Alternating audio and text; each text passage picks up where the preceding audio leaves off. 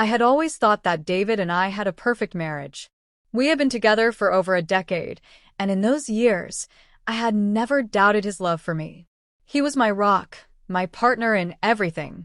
We had two beautiful children, a house that we'd made our home, and a life that seemed so secure. But recently, something had been off, although I couldn't put my finger on what it was. It wasn't obvious at first. At first, it was the little things, the way David had been coming home later and later, always tired, always distracted. The smiles didn't seem as genuine. The conversations felt more forced. I would make excuses for him, tell myself that it was just work stress. After all, he was working long hours at the law firm, and his boss, Mr. Thompson, had been pushing him harder than ever. But the truth was, I could feel a distance growing between us, something unspoken that neither of us addressed. David had always been a dedicated husband, always making time for family dinners, taking walks with me on the weekends, and helping out with the kids. But lately, he had been avoiding our family time. His answers were shorter, his presence more distant, and when I asked about his day, he'd give me vague responses, always dodging the details. I couldn't help but wonder if it was all just the strain of his job, but a nagging feeling kept clawing at the back of my mind. What if it wasn't just work? What if there was something more? His boss, Mr. Thompson, was a regular part of our social circle. We'd met him many times at company events, and he always seemed like a nice guy, charismatic, well-spoken, and approachable. There was never anything about him that made me uneasy. He'd always been respectful to me, even in those small interactions we'd had over dinner or at various gatherings. I'd always thought of him as a family friend in a way. But after everything started to feel off with David, I began to wonder if there was more to his connection with Mr. Thompson than I realized. It wasn't until that one fateful conversation that everything changed. I'll admit it, it was a moment of desperation that led me to reach out to Mr. Thompson. I needed answers, and there was something about him that made me think he might know more than he was letting on. I never could have imagined the truth that would come out of that conversation, though. But before that moment, I still believed that my life with David was as perfect as I had always thought. I believed in the idea that we were a team, that nothing could shake the foundation we'd built together. Little did I know that everything was about to fall apart in ways I couldn't have foreseen. What Mr. Thompson told me that day would shatter everything I had known, and nothing would ever be the same again. It was a quiet afternoon when Mr. Thompson called me, asking if we could meet for coffee. I wasn't sure what to expect, but his tone suggested it was important. He was usually a professional, calm, and somewhat distant. I didn't think much of it at first. I assumed it was just a casual conversation, maybe about David or some work-related matter. We had talked before, after all, but always in group settings, never one-on-one. When we met, the usual pleasantries felt strained. His eyes kept darting around, avoiding direct contact with mine. There was an unease in the air that I couldn't ignore. We sat down at a corner table, and for a while, he didn't say much, just stirring his coffee nervously. I tried to make small talk, but the weight of his silence grew heavier with each passing second. It wasn't until he took a deep breath, leaned forward, and spoke that I realized something was terribly wrong. "There's something I need to tell you about David," he said, his voice low and serious. I blinked, unsure if I had heard him correctly. My heart skipped a beat. My mind raced, trying to process the words. What did he mean? Why was he telling me this? "I never wanted you to find out like this, but you deserve to know the truth," he continued, his gaze finally meeting mine. His face was solemn, almost apologetic. I felt a cold chill crawl up my spine. I had always trusted Mr. Thompson. He was someone I considered an ally, someone who had been kind to me in the past.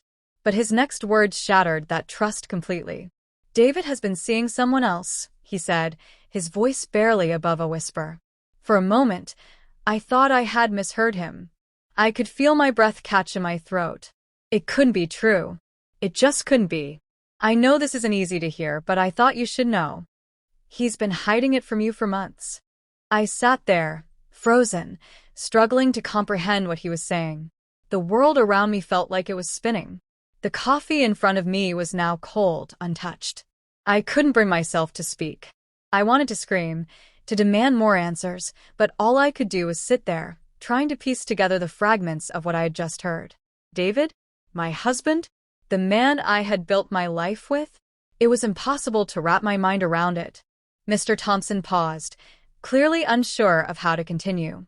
I didn't want to get involved, but I couldn't stand by and watch this happen, he said, his voice tight with guilt. I know you deserve better than this, and I couldn't let him continue deceiving you. You need to know, so you can make your own decisions. I wanted to say something, to ask for details, to demand answers. But all that came out was a soft, shaky breath. The weight of his words was suffocating. I felt my world begin to collapse, piece by piece, as I tried to digest the betrayal he had just laid out for me. The idea of David being with someone else, someone behind my back, was unthinkable. My mind kept racing, trying to come up with any reason why this wasn't true, but the longer I sat there, the more it became clear that this wasn't a mistake. This was real. My thoughts were a whirlwind of confusion and disbelief. Was it someone I knew? Someone in our circle? The questions flooded in, but I couldn't bring myself to ask. All I could do was nod numbly, trying to process the enormity of what Mr. Thompson had just told me. The shock was too much. I had always thought that if David ever strayed, I'd sense it. But now, sitting in front of Mr. Thompson, everything I had believed about my marriage suddenly seemed like a lie. That night, I couldn't sleep. My mind raced with 1,000 questions, none of them making any sense. I kept replaying Mr. Thompson's words over and over again, trying to understand why David would do this. How long had it been going on? Who was she? Was I really that blind to what was happening right under my nose? I felt like I was suffocating, the weight of the betrayal pressing down on me with each passing minute. When David came home, he seemed normal, too normal. There was no sign of guilt, no acknowledgement of the storm that had just torn through my world. I had no idea how to approach him, how to ask the questions that were burning inside me. I felt frozen, caught between wanting answers and fearing the pain the truth might bring. I had never imagined I would be in this position, questioning the man I had loved and trusted for so long. But now, I couldn't ignore it any longer. I had to know. I had to confront him. I waited until we were alone, sitting in the living room, the silence hanging heavy between us. My heart pounded in my chest, and my breath felt shallow. I could feel the tension building, the moment of truth inching closer. I couldn't bring myself to say it at first. I wanted to scream, to demand an explanation, but instead, all I managed was a quiet, shaky voice. "Is it true?" I asked, the words barely audible as they left my lips. David looked at me, his expression unreadable, and for a moment, I thought he might not answer. But then he sighed, the sound filled with something. Regret. Maybe guilt. He ran a hand through his hair, looking anywhere but at me. "What do you mean?" he asked, his voice too casual, too detached. It was the answer I had feared. I felt a rush of anger surge through me. How could he act like nothing was wrong? "Don't lie to me," I snapped. "Mr. Thompson told me everything. I know about the affair." David's face went pale, and his eyes widened with surprise, but there was no shame in them, no remorse. I wanted to scream at him, to throw all the hurt and anger I felt right at him, but I held it in. My hands were shaking, my throat tight. I could feel the tears welling up, but I fought them back. I needed to stay strong, to get the answers I deserved. "I didn't want you to find out like this," David said quietly, his voice almost apologetic. "I didn't know how to tell you. I never wanted to hurt you." His words felt hollow, like empty promises. "How long has it been going on?" I demanded, my voice barely above a whisper. The questions kept pouring out, each one more painful than the last. "Who is she? How could you do this to me?" David didn't answer immediately, and in that silence, I felt like my heart was breaking all over again. He finally looked up at me, his expression strained. "It's complicated," he said. "I didn't mean for it to happen. It just did." I couldn't process it. I couldn't understand how he could be so calm, so resigned about something so devastating. I had always trusted him. I had always believed that no matter what, we would be okay. And now, here he was, telling me that everything we had built was a lie. I wanted to shout, to call him out on every lie, but instead, I was left with an overwhelming sense of betrayal. I didn't know if I could even look at him the same way again. I had built my life around him, around our family, and now it felt like everything was crumbling before me. David seemed to realize how badly he had hurt me. "I'm sorry," he said, his voice cracking. "I never wanted to hurt you. I never wanted to lose you." His words didn't offer any comfort, though. They only made the pain worse.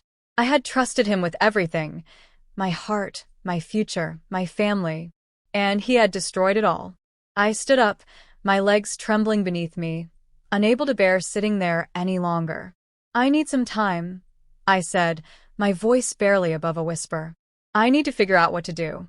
I turned and walked away, not knowing where I was going, only knowing that I couldn't stay in that room with him any longer. The world I thought I knew was gone, and I was left standing in the ruins, unsure of what would come next.